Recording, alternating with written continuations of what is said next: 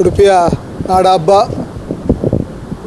ಮರೆಯೋತ್ಸವವು ಭಾಳ ಯಶಸ್ವಿ ರೀತಿಯಲ್ಲಿ ಉಡುಪಿಯ ಎಲ್ಲ ಜನರ ಸಹಕಾರ, ಜಿಲ್ಲಾಡಳಿತ, ಪೊಲೀಸ್ ಇಲಾಖೆ ಸಹಕಾರದೊಂದಿಗೆ ಇವತ್ತು ಭಾಳ ಯಶಸ್ವಿಯಾಗಿ ನಡೆದಿದೆ.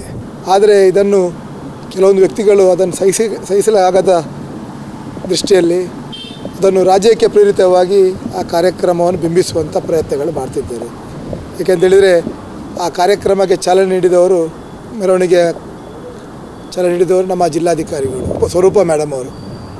ಬಹುಶಃ ಅವರು ಅದನ್ನು ಒಂದು ಬೇರೆ ರೀತಿಯಲ್ಲಿ ಒಂದು BJPಯ ಕಾರ್ಯಕ್ರಮ ಚಾಲನೆ ನೀಡಿದ ರೀತಿಯಲ್ಲಿ ಬಿಂಬಿಸ್ತಿದ್ದಾರೆ. ಖಂಡಿತವಾಗಿಯೂ ಅವರು ಅರ್ಥ ಮಾಡಿಕೊಳ್ಬೇಕು. 8 ಮಠದ ಯತಿವರಲ್ಲಿ 7 ಮಠದ ಯತಿವರಿಯರು ಆ ಒಂದು ಪುಣ್ಯ ವೇದಿಕೆಯಲ್ಲಿ ಉಪಸ್ಥಿತರು. ಆ ಸಂದರ್ಭದಲ್ಲಿ ಅವರು ಭಗವಧ್ವಜವನ್ನು ಹಾರಿಸುವ ಮೂಲಕ ಆ ಕಾರ್ಯಕ್ರಮಕ್ಕೆ, ಮೆರವಣಿಗೆಗೆ ಚಾಲನೆ ಕೊಟ್ಟಿದ್ದಾರೆ. ಬಹುಶಃ ಕಾಂಗ್ರೆಸ್ ಅವರು ಟೀಕೆ ಮಾಡುವಾಗ ನಮ್ಗೆ ಅನಿಸ್ತದೆ, ಅವರು ತಪ್ಪಿ ಹೋಗಿ ಪಾಕಿಸ್ತಾನ ಧ್ವಜದಿಂದ ಅದನ್ನು ಸ್ವಾಗತಿಸಿದ ರೀತಿಯಲ್ಲಿ ಕಾಂಗ್ರೆಸ್ ಅವರು ಅದನ್ನು ಟೀಕೆ ಮಾಡಿದ್ದಾರೆ. ಅದು ಭಗವಧ್ವಜ ಎಂಬುದನ್ನು ಕಾಂಗ್ರೆಸ್ ಅವರು ಮರ್ತಿದ್ದಾರೆ ಅಂತ ಕಾಣ್ತದೆ. ರಾಜ್ಯಕ್ಕೆ ಮಾಡಬೇಕಾದ್ರೆ ರಾಜ್ಯಕ್ಕೆ ಸಂದರ್ಭದಲ್ಲಿ ಅದನ್ನು ಮಾಡಿದರೆ ಸೂಕ್ತ. ಈ ರೀತಿ ಧಾರ್ಮಿಕ ವಿಚಾರದಲ್ಲಿ ರಾಜ್ಯಕ್ಕೆ ಮಾಡಿ ಯಾರನ್ನೊಬ್ಬರನ್ನು ಟೀಕೆ ಮಾಡುವಂಥದ್ದು ಸರಿಯಲ್ಲ. ಕಾಂಗ್ರೆಸ್ ಇಷ್ಟರ ತನಕ ಇದೇ ರೀತಿಯ ಟೀಕೆಗಳನ್ನು ಮಾಡಿ ಜನರ ದಾರಿಯನ್ನು ತಪ್ಪಿಸುವಂಥ ಪ್ರಯತ್ನಗಳಾಗ್ತದೆ. ಉಡುಪಿ ಜಿಲ್ಲೆ ಇವತ್ತು ಬುದ್ಧಿವಂತರ ಜಿಲ್ಲೆ.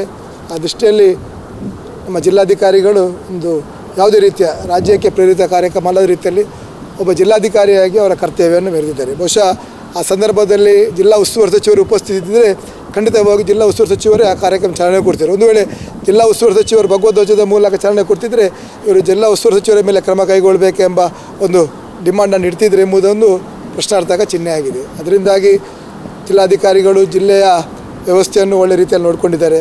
ಒಬ್ಬ ಜಿಲ್ಲಾಧಿಕಾರಿ ಮಾತ್ರ ಅಲ್ಲ, ನಗರಸಭೆ ಆಡಳಿತಾಧಿಕಾರಿಯಾಗಿ ಕೂಡ ಅವರು ಕರ್ತವ್ಯ ನಿರ್ವಹಿಸಿದ್ದಾರೆ. ಖಂಡಿತವಾಗಿ ಉಡುಪಿ ಒಂದು ಪುಣ್ಯಭೂಮಿ, ಅಷ್ಟಮಠಗಳ ಒಂದು ಬೀಡು. ಅದರಿಂದಾಗಿ ಈ ರೀತಿಯ ಧರ್ಮದ ವಿರುದ್ಧ ಇರ್ಬೋದು, ಈ ರೀತಿಯ ರಾಜಕೀಯದ ಪ್ರೇರಿತವಾದ ಹೇಳಿಕೆಯನ್ನು ಕೊಟ್ಟರೆ ಖಂಡಿತವಾಗಿಯೂ ದೇವರು ಕೂಡ ಕ್ಷಮಿಸುವುದಿಲ್ಲ, ಉಡುಪಿಯ ಜನರು ಕೂಡ ಅದನ್ನು ಸಹಿಸುವುದಿಲ್ಲ.